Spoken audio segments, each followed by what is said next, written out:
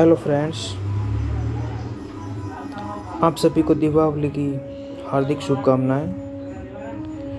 आज हम विद्या संबल योजना के अंतर्गत जो पात्र अभ्यर्थी गेस्ट फैकल्टी के रूप में विद्यालयों में सरकारी विद्यालयों में लगाया जाएगा, उन सभी का डाउट क्लियर कर देते हैं। इस वीडियो को आप पूरा देखना। इस वीडियो को देखने के बाद में आपके सभी डाउट क्लियर हो जाएंगे और कोई भी शंका आपके मन में नहीं रहेगी। जैसा कि 17 तारीख को माध्यमिक शिक्षा विभाग राजस्थान बीकानेर ने एक नोटिफिकेशन जारी किया था, जिसके तहत स्कूलों में लगाए जाने वाले अध्यापक के पद और उनकी योग्यता आप देख सकते हो। योग्यता वरिष्ठ अध्यापक, अध्यापक लेवल 2, अध्यापक लेवल 1, प्रयोगशाला सहायक, शारीरिक शिक्षा, ठीक है, ये सभी अध्यापक सरकारी विद्यालयों में लगाए जाएंगे और उनके सामने उनके जो पेमेंट बनेगा वो राजस्थान के कौन से नियम के अनुसार बनेगा, उनके सामने दिया हुआ है। अब देखो, इसमें कुछ जरूरी बातें हैं। गेस्ट फैकल्टी हेतु न्यूनतम आयु आवेदित पद से संबंधित सेवा नियमों में वर्णित प्रावधानों के अनुसार रहेगी, अर्थात उनका जो भी आयु है, आयु से संबंधित जो भी नियम है वो उसके सेवा नियमों में है, उसके अनुसार रहेगी।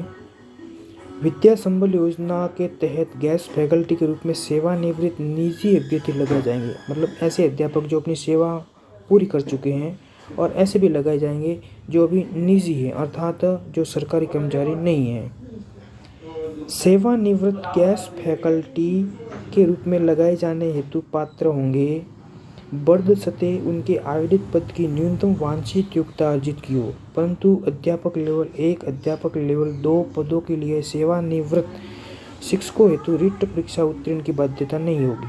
अर्थात इसमें यह है कि जो अध्यापक अपनी सेवा पूरी कर चुकी उनके लिए रीट पास होना जरूरी नहीं है, और ऐसे अभ्यर्थी जो निजी हैं उनके लिए रीट पास होना जरूरी है, अध्यापक लेवल 1 और अध्यापक लेवल 2 के लिए।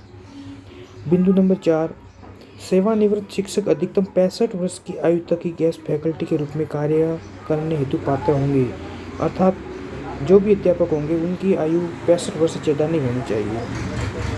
भाषा विषय को छोड़कर शेष विषयों के लिए अंग्रेजी माध्यम विद्यालय में अंग्रेजी माध्यम कक्षाओं के लिए गेस्ट फैकल्टी के रूप में लगाए जाने हेतु संबंधित पद व विषय के लिए संबंधित सेवा नियमों में प्रावधानित न्यूनतम शैक्षणिक वांछित अर्हता अंग्रेजी माध्यम में अर्जित की जानी अनिवार्य होगी। अर्थात ऐसे अध्यापक जो अंग्रेजी माध्यम विद्यालय में लगना चाहते हैं उनके लिए जो उनका पढ़ाई का माध्यम है वो अंग्रेजी होना चाहिए, और उसने जो भी अपनी शैक्षणिक योग्यता अर्जित की है वो भी अंग्रेजी माध्यम में होनी चाहिए। अब आइए हम जानते हैं रिक्तियों के बारे में, मतलब विद्यालयों, सरकारी विद्यालयों में उन खाली पदों को कैसे भरा जाएगा गेस्ट फैकल्टी के तौर पे। विद्या संबल योजना के अंतर्गत गेस्ट फैकल्टी के रूप में विद्यालयों में स्वीकृत किंतु स्पष्ट पद रिक्त पद होने पर ही लगाया जाएगा। आपको आपका पद तो भरा जाएगा मगर स्पष्ट पद होगा तो ही आपको अंदर लिया जाएगा। अंग्रेजी माध्यम विद्यालय में अंग्रेजी माध्यम कक्षाओं के लिए कक्षा विषयों के अतिरिक्त विषयों के पदों पर भी विभाग में पहले से कार्यरत शिक्षकों को साक्षात्कार प्रक्रिया में प्रथम लगाया जाएगा। कम से कम एक बार साक्षात्कार प्रक्रिया हो जाने के पश्चात नई प्रशासक के पदों को स्पष्ट रिक्ति के माध्यम से चिन्हित किया जाएगा। जिन पदों के लिए साक्षात्कार प्रक्रिया पूर्ण नहीं हुई है उन्हें अंग्रेजी माध्यम विद्यालय में अंग्रेजी माध्यम कक्षाओं हेतु गेस्ट फैकल्टी रूप में लगाए जाने हेतु रिक्त के रूप में सम्मिलित नहीं किया जाएगा। मतलब यहाँ पे ये है कि ऐसी पहले भी एक भर्ती हो चुकी है अंग्रेजी माध्यम के विद्यालयों में, तो उनके लिए अब जो खाली पद हैं उनको ही भरा जाएगा। पहले जो साक्षात्कार के माध्यम से पूर्ण हो चुके हैं उनको नहीं लिया जाएगा। रिक्तियों का प्रकाशन, तो विद्यालय आप जानते हो कि जो आप गेस्ट फैकल्टी के फॉर्म भरोगे उन फॉर्मों का प्रकाशन आपके गांव के सार्वजनिक स्थान पर किया जाएगा। जैसा कि आप पढ़ रहे हो, जिला शिक्षा अधिकारी मुख्यालय माध्यमिक पारंपरिक शिक्षा कार्यालय में किया जाएगा, या फिर विभाग की जो वेबसाइट दी हुई है education.rajasthan.government.in पे किया जाएगा। अब आवेदन प्रक्रिया, हमें गेस्ट फैकल्टी के पदों में आवेदन कैसे कर सकते हैं।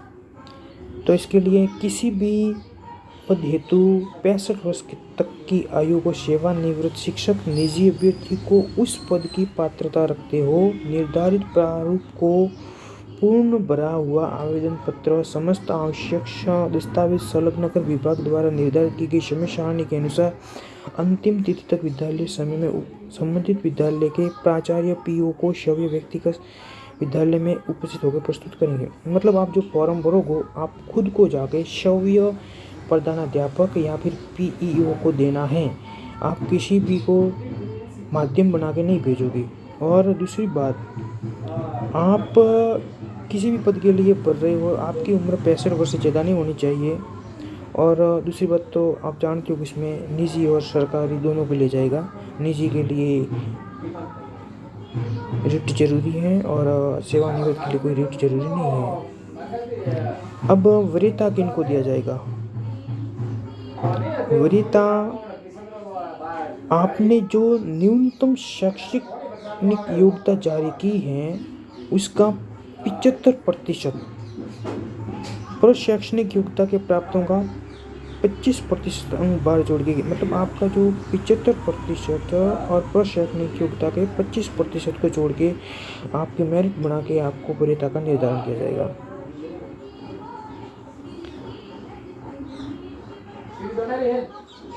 दूसरी बात, यदि आपका प्रतिशत अंक बार समान है तो कम आयु के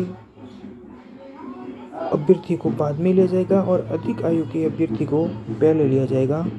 उसके बाद उसका कोई साक्षात्कार नहीं होगा।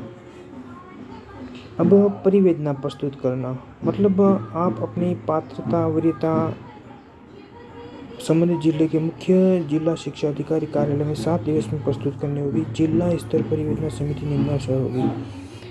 मतलब आपकी पात्रता के संबंध में आप अपनी परिवेदना किसको प्रस्तुत कर सकोगे? तो मुख्य जिला शिक्षा अधिकारी, दूसरा जिला शिक्षा अधिकारी, तीसरा जिला शिक्षा अधिकारी पारंपरिक, चौथा है संबंधित ब्लॉक का मुख्य ब्लॉक शिक्षा अधिकारी। ये इनके सभी सदस्य हो गए। मतलब जो आपके विद्या संबल योजना के अनुसार आपको लगाने के बारे में ये कमेटी मिलकर निर्धारण करेगी कि किसको लगाना किसको नहीं लगाना।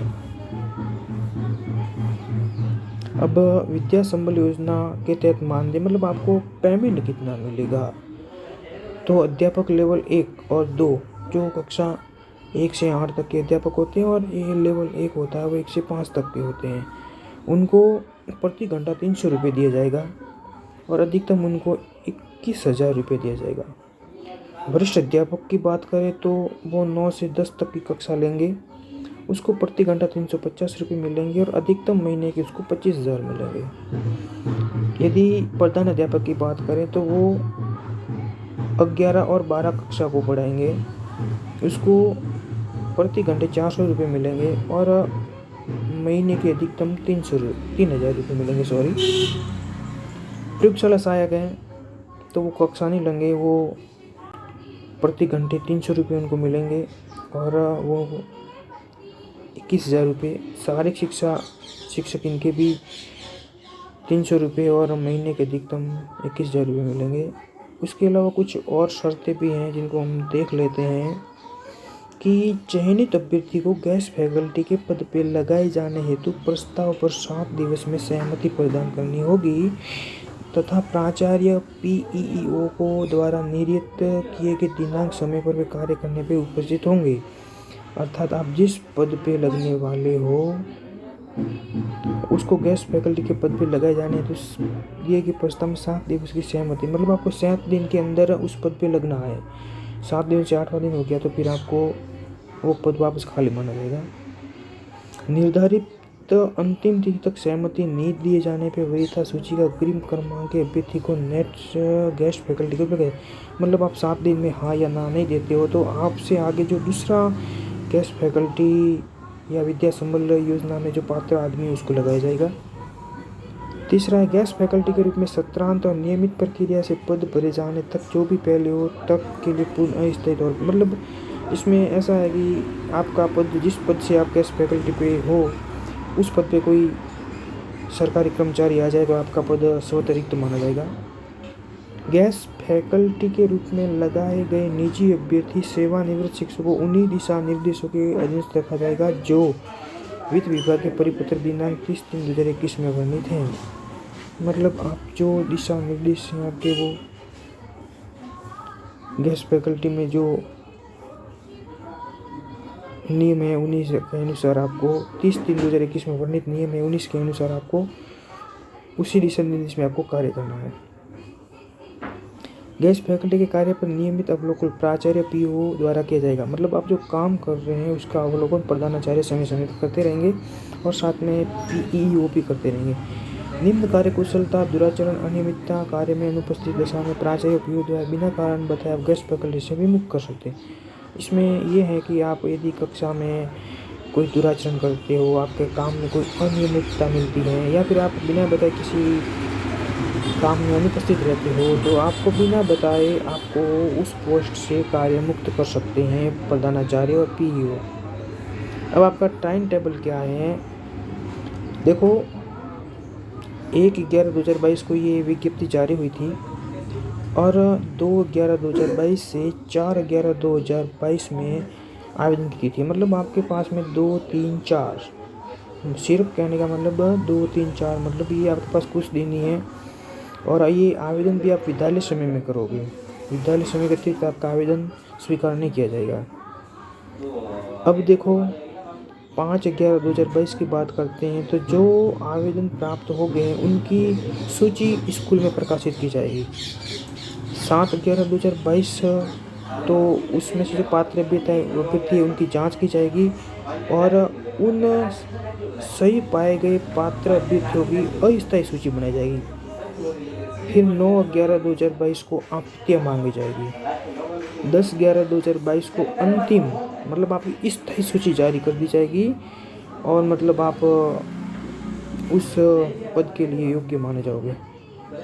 अब 11/11/2022 की बात करें तो आपको मूल दस्तावेज के साथ में आपको सभी उपस्थित होना है और उपस्थित होकर के आप, यदि आपका सिलेक्शन हो जाता है तो आप कहने का मतलब उस पद के योग्य तो हो ही, साथ में आप उस पद के लिए काम करना शुरू कर दोगे। उसी दिन से आपका पेमेंट भी शुरू हो जाएगा।